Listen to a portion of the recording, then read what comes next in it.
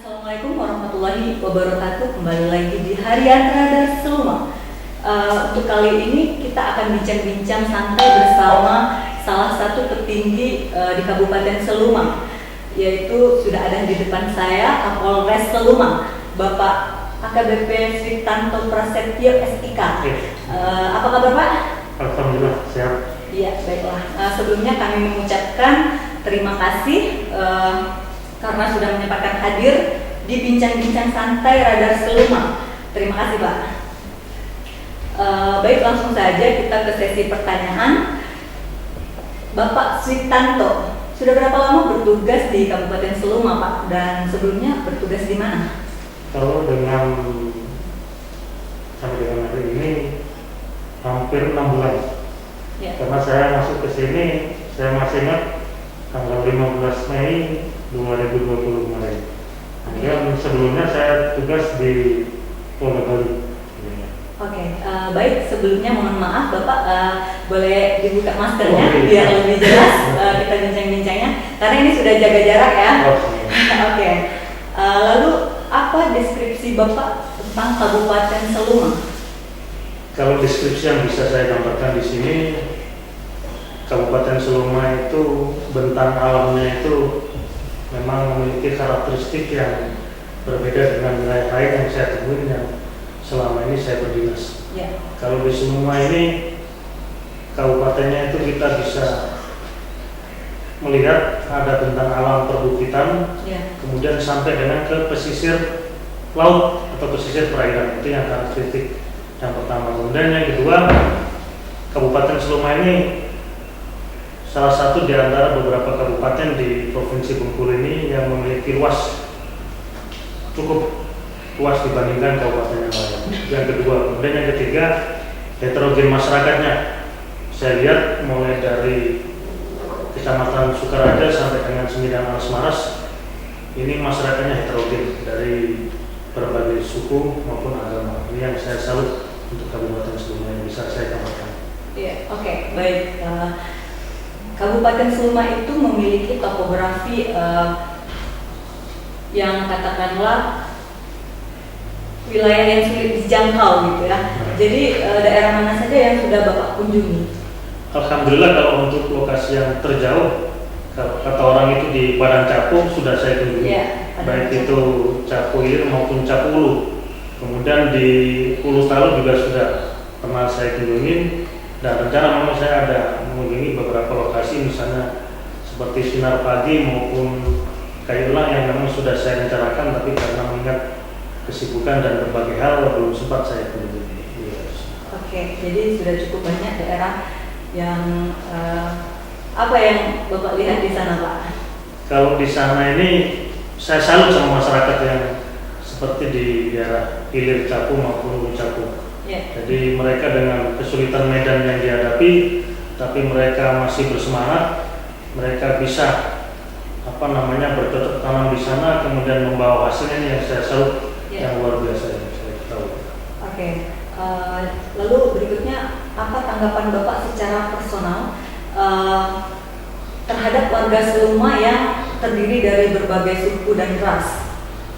Perbedaannya sangat banyak di Kabupaten Seluma.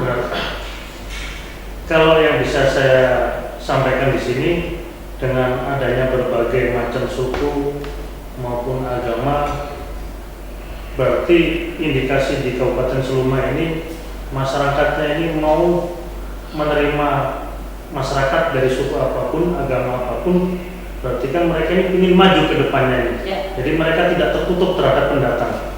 Ini yang harus kita manfaatkan, terutama oleh pemimpin di kabupaten ini, bagaimana kita bisa memanfaatkan keterbukaan masyarakat Kabupaten Seluma ini untuk menerima pendatang. Ini salah satu poin yang harus benar-benar kita manfaatkan.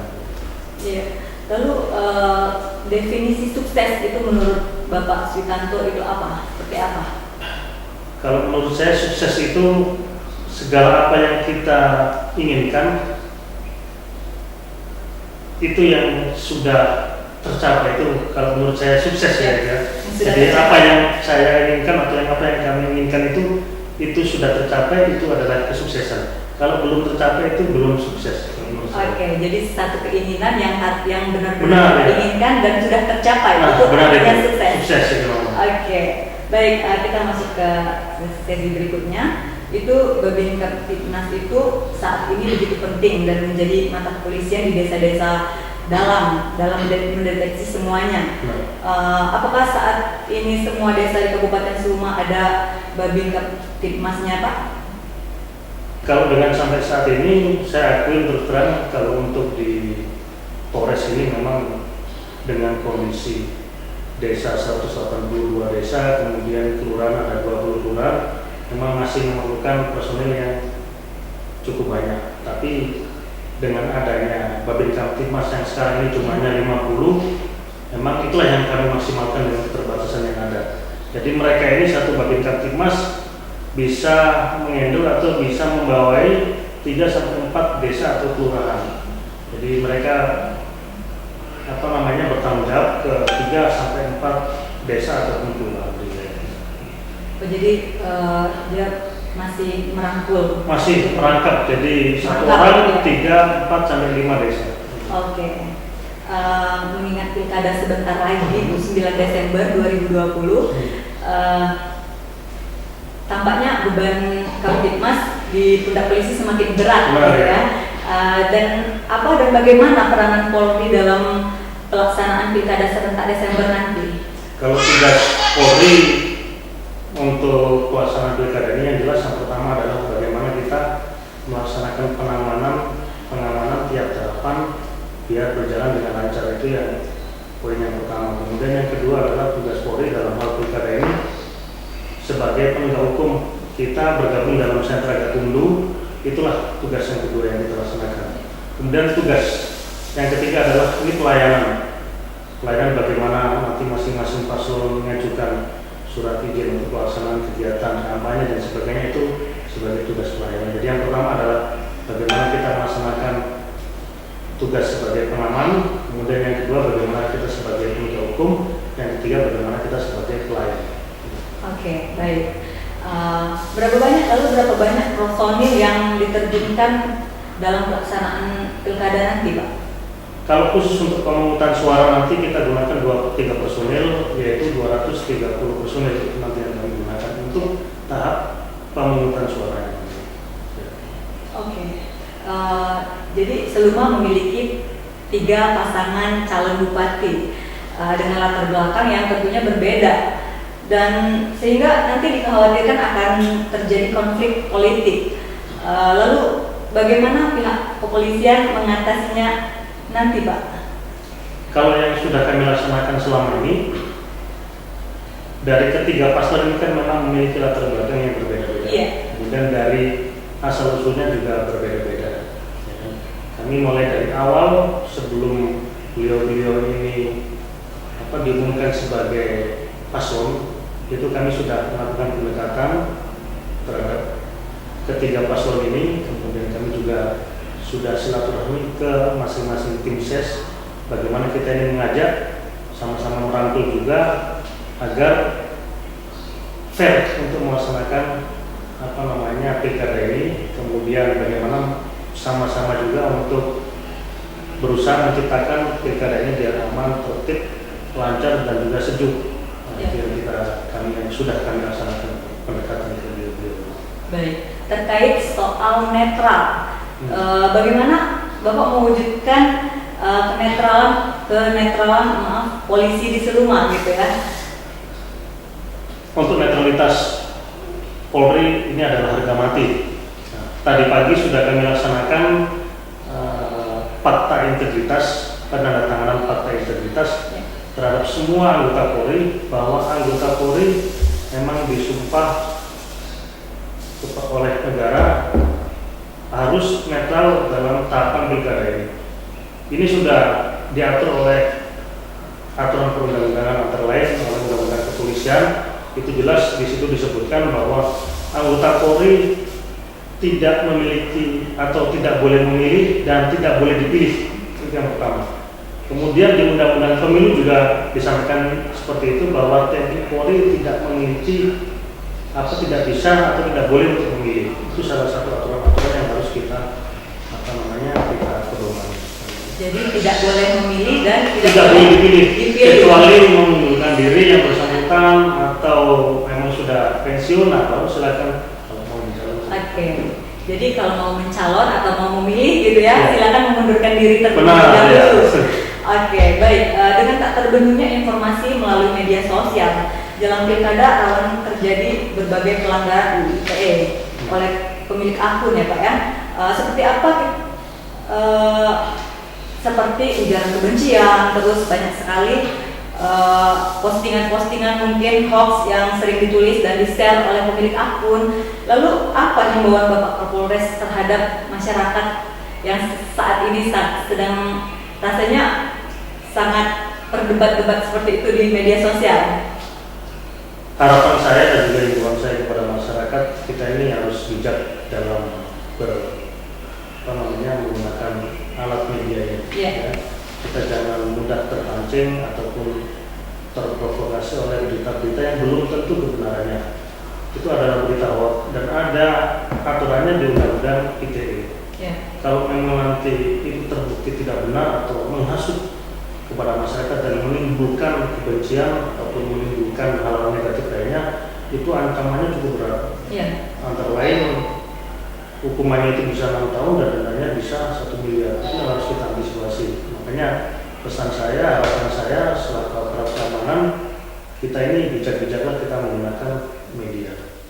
Oke, bijak-bijaklah menggunakan media. Nah, Mulanya itu pesan dari Bapak Kapolres Seluma, itu berbijaklah dalam bermedia sosial karena sanksinya cukup berat ya Pak ya.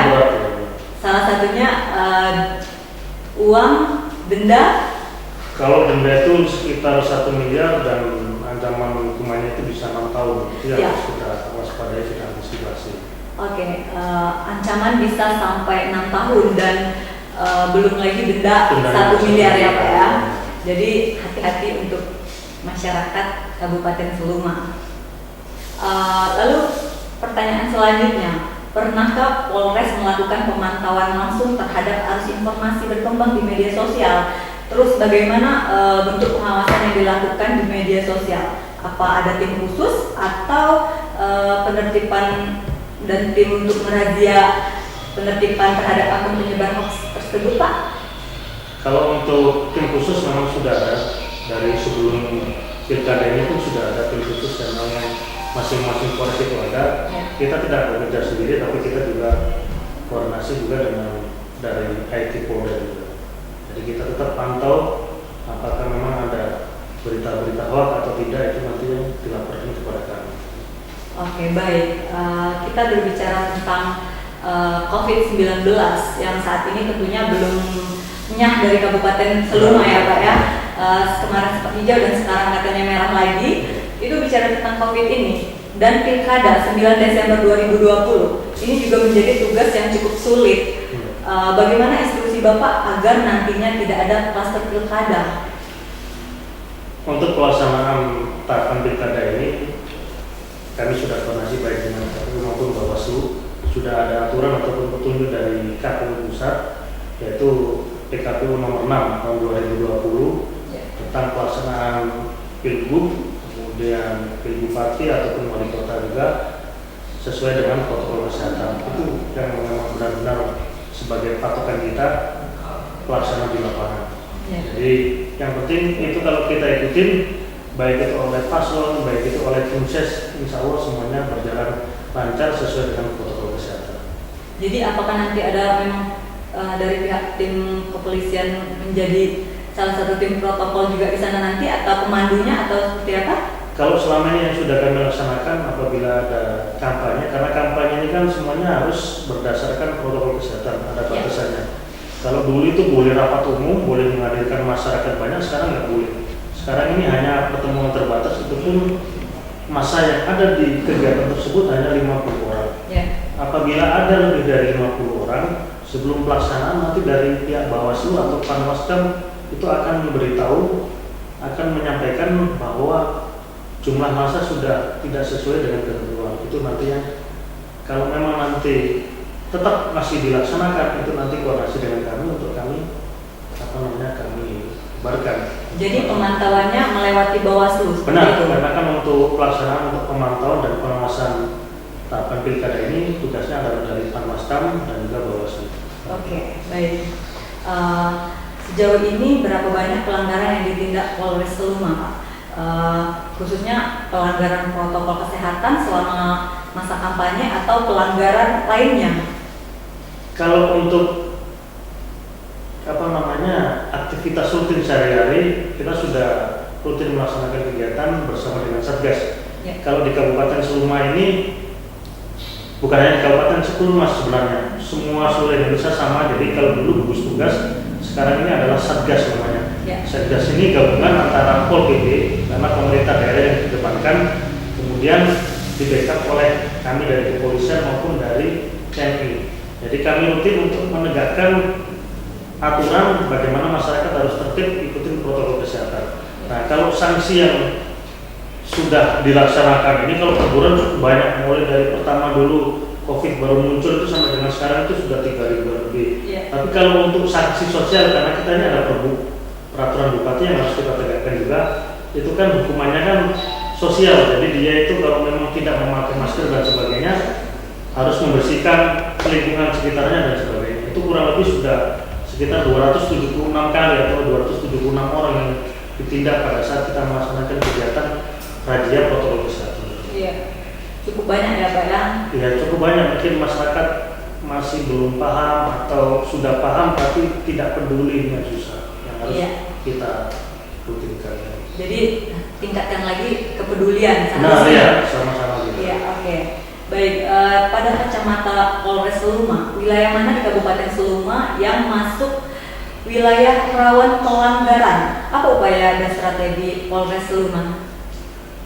Kalau dibilang lokasi atau daerah mana yang rawan pelanggaran, saya rasa tinggal masyarakatnya. Saya rasa semuanya pun ada juga yang daerah rawannya, ada yang tidak. Jadi masing-masing kecamatan itu ada yang memang rawan pelanggaran, ada yang tidak. Misalnya contoh di Kecamatan Sukaraja ini sendiri, masyarakat umumnya mungkin sudah tertib, tapi pada saat hari pasaran, nah ini yang kita ketemukan banyak yang tidak pakai masker misalnya. Kemudian di wilayah Sukaraja, karena Sukaraja ini kan berbatasan langsung dengan kota, sebagian masyarakatnya mungkin sudah tertib, tapi ada kalangan tertentu juga masyarakat mungkin dari luar dan sebagainya yang tidak pakai masker.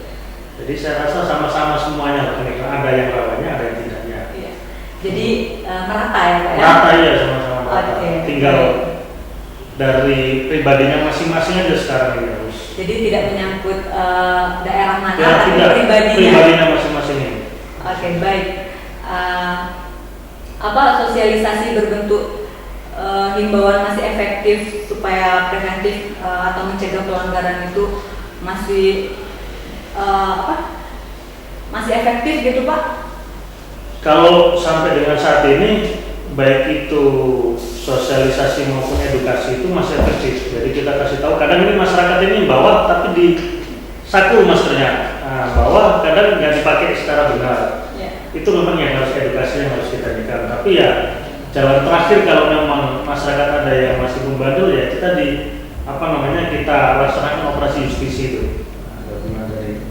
Iya, oke, baik.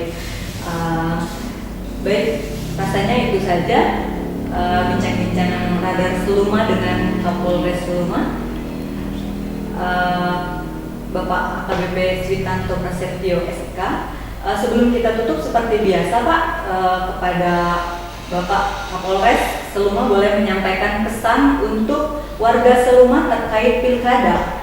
Bagaimana seharusnya warga dan calon menjaga kedamaian di Seluma?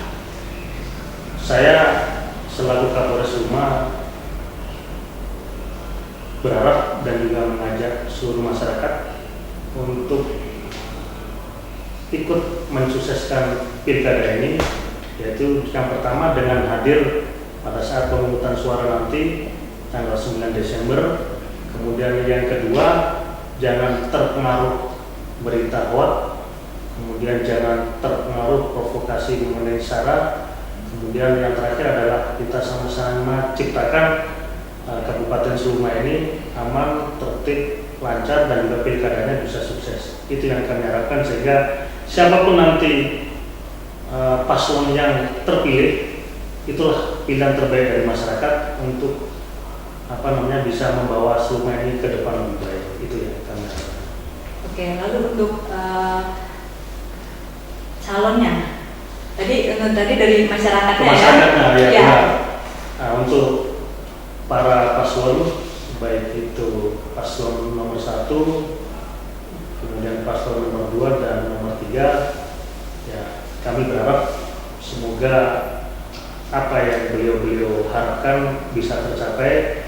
Kemudian rangkaian tahapan pilkada ini sampai dengan selesai, sampai dengan siapapun nanti terpilih, saya harapkan semuanya bisa mematuhi ketentuan. Siapapun nanti yang terpilih, ya kami harapkan bisa berlapang dada, bisa menerima.